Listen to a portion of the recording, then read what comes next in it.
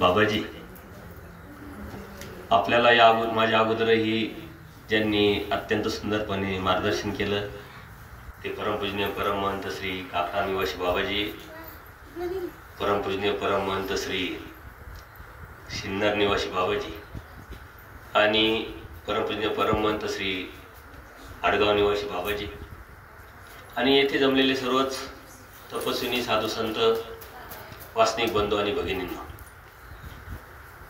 नाशिक आज खूप वाढत आहे आणि या वाढलेल्या शहरामध्ये आपला वासनिक, आपला धर्म तोही वाढतो, परंतु त्यांना दिशा देण्याच्या अनुषंगाने आज या कार्यक्रमाचं, या आश्रमाचं जे उद्घाटन झालं ते अत्यंत स्तुत्य आणि खूप सुंदर अशी दिशादर्शक हा कार्यक्रम आहे. खरं म्हणजे आपल्या धर्मामध्ये तत्व, सिद्धांत, आचार, विचार प्रणाली खूपच श्रेष्ठ आहे आणि आमच्या अगोदर, माझ्या अगोदरही बाबांनी आपल्याला मार्गदर्शन केलं आणि तुम्ही सर्वच अभ्यासवाद, सत्संग ऐकतात, अभ्यास करतात. परंतु आपल्या धर्मामध्ये जर अडचणीचं जर बघितलं तर वृद्धांची खूप मोठी अडचण आहे. आणि या अगोदरच जे आपले वक्ते आहे सिन्नर निवासी बाबाजी त्यांनी सांगितलं की आधार द्यायची गरज पडते त्यावेळेस मानसिक आधाराची अत्यंत गरज असते. लहान मुलं, आजारी माणसं आणि वयस्कर माणसं हे सारखेच असतात. त्यांना सांभाळून घेणं, समजून घेणं आणि त्यांना मानसिक आधार देणं ही अत्यंत महत्वाची गरज. गेली 1 तारखेपासून बाबाजी नित्य आणि निमित्त विधीच्या अनुषंगाने अटल विजन करत करत इथपर्यंत पोहोचले आणि शेवटची शुश्रूषा हा जो विधी आहे याला त्यांनी स्पर्श केलेला आहे. हे अत्यंत अवघड विषय आहे. पडल्याची मग कशावर पडला? शरीरावरून पडला, मनावरून पडला, विचारावरून पडला, आचारावरून पडला.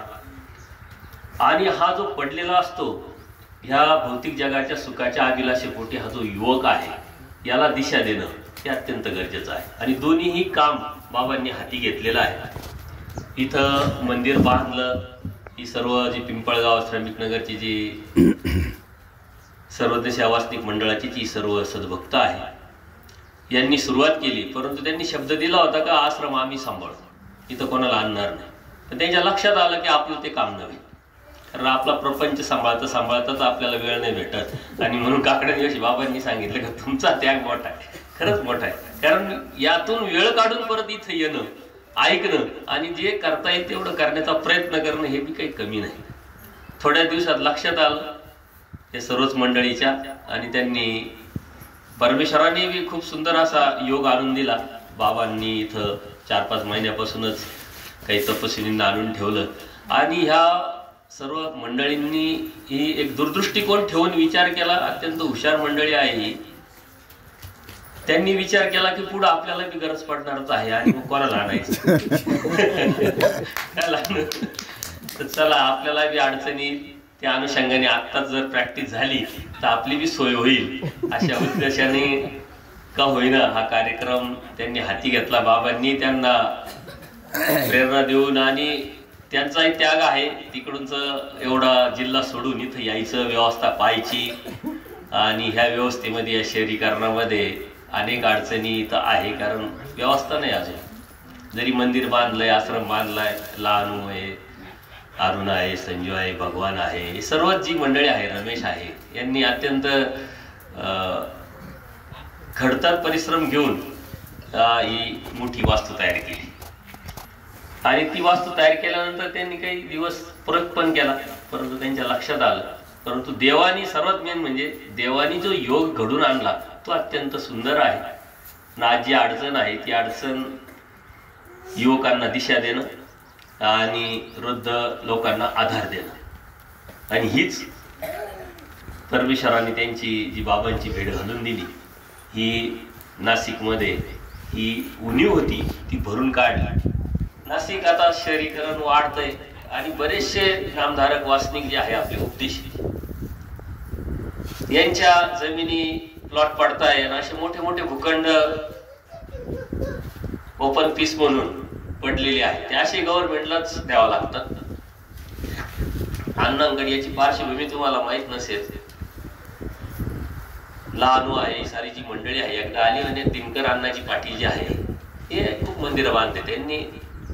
100 जवळजवळ 14 का 15 मंदिरं बांधली. जे आले त्यांना मंदिर बांधून देतात. मंडळी सर्व मंदिर बांधतात, अण्णा तर आपले का बांधत नाही. आपण कधी गेलोच नाही मागायला. आणि त्यांच्याकडे जेव्हा सांगितलं मी, त्यांनी लगेच 2 मंदिराचं नियोजन केलं, 2 मंदिरं उद्घाटन केले, इथं बांधले. फक्त नियोजन तुम्ही करा, सांभाळा. कारण ते धाडस त्यांच्याकडे असल्यामुळे, व्यावहारिक बुद्धी धर्मेला उपयोगाला लावत असल्यामुळे, त्या धाडसामुळं इथे एवढी मोठी जागा, आज काही कोटीची जागा आहे. कारण इथं सर्व शहरीकरण वाढतंय.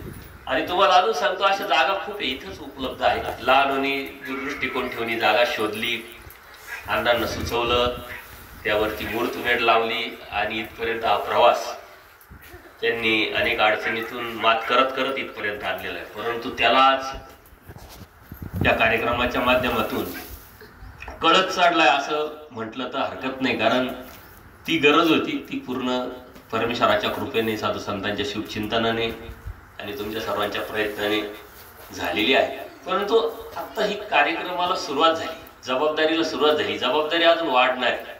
आणि नुसती बाबांवरती आता जबाबदारी टाकली ना, आपण आता मोकळे झालो, आता काही टेन्शनच नाही, आपण गेलो नाही तरी आरती होईल, लोक येतील, सर्व सांभाळण्यात जाईल असं काही समजू नका. हे तुमच्यासाठी तुम्ही केलेली व्यवस्था आहे. हे एकदा जर पकडलं तर तुम्ही इथं येणं, सत्संग घेणं, त्यांना जर सांगितलं सत्संगाला आम्ही येऊ, तुम्ही सत्संग घ्या, तर 100% ते घेतील. त्यांचे माझे खूप जुने संबंध आहे. वासनिक दशेत अमरावतीला काकडा निवासी बाबांनीच अमरावतीला मेळावा ठेवलेला होता आणि त्या मेळाव्यात त्यांची माझी भेट झाली होती.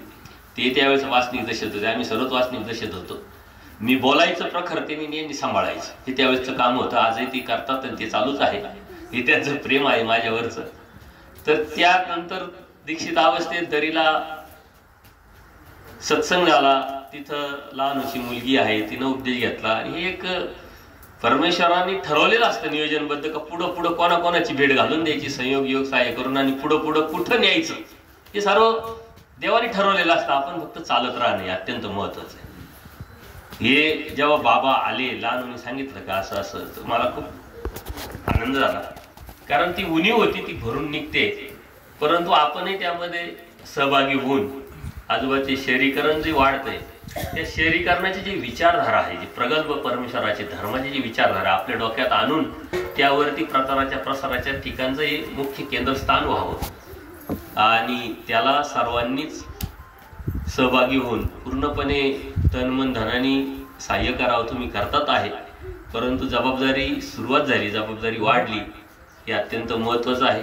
जास्त वेळ न घेता मी या कार्यक्रमाला परमेश्वराला शुभेच्छा द्या. या कार्यक्रमाला शुभेच्छा देण्याची आवश्यकताच नाही. तसं पाहिलं गेलं ते परमेश्वर अधिष्ठित आणि परमेश्वराने दिलेलं ही सेवा आहे, बाबांनी स्वीकारली आहे. आणि ज्याच्यामध्ये जी क्वालिटी असते ते बाबा जे देव आहे ते बरोबर करून घेतात. कोणामध्ये काय आहे, कोणाकडून काय करून घ्यायचं हे देवाचं नियोजन असतं.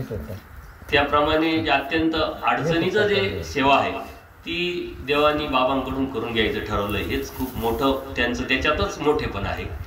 त्यांचं सात्विक बोलणं, प्रेमाचं बोलणं, अत्यंत नम्रपणे समजून सांगणं, समजून घेणं आणि ऐकत राहणं, कोणत्या प्रकारचे जास्त प्रतिक्रिया न देता आपल्या आपल्या कामावरती ठाम राहून चालत राहणं, हे त्यांचे गुण आहे. आणि त्या गुणाला परमेश्वराने हेरलं आणि पूजनीय त्यांचे जे आपले सर्वांचेच गुरुवर्य जे आहे राईचे बाबाजी, त्यांनी सांगितल्यानंतर त्यांनी त्याची सेवा स्वीकारली आणि इथपर्यंत आलेला आहे. हा आश्रम भरपूर मोठा वाढणार आहे, जागा भरपूर आहे आणि ती जागाही भविष्यात कमी पडेल असं वाटतं. कारण नाशिकमध्ये खूप वृद्ध लोक आहे, साऱ्याच्या जबाबदाऱ्या संपलेल्या आहे. फक्त ते आणायचं काम आपल्यालाच करायचं आहे, सांभाळायचं काम मात्र ते करतील. तर आपण आणायचं कसे, पहिले आपल्या घरातले आणायचे.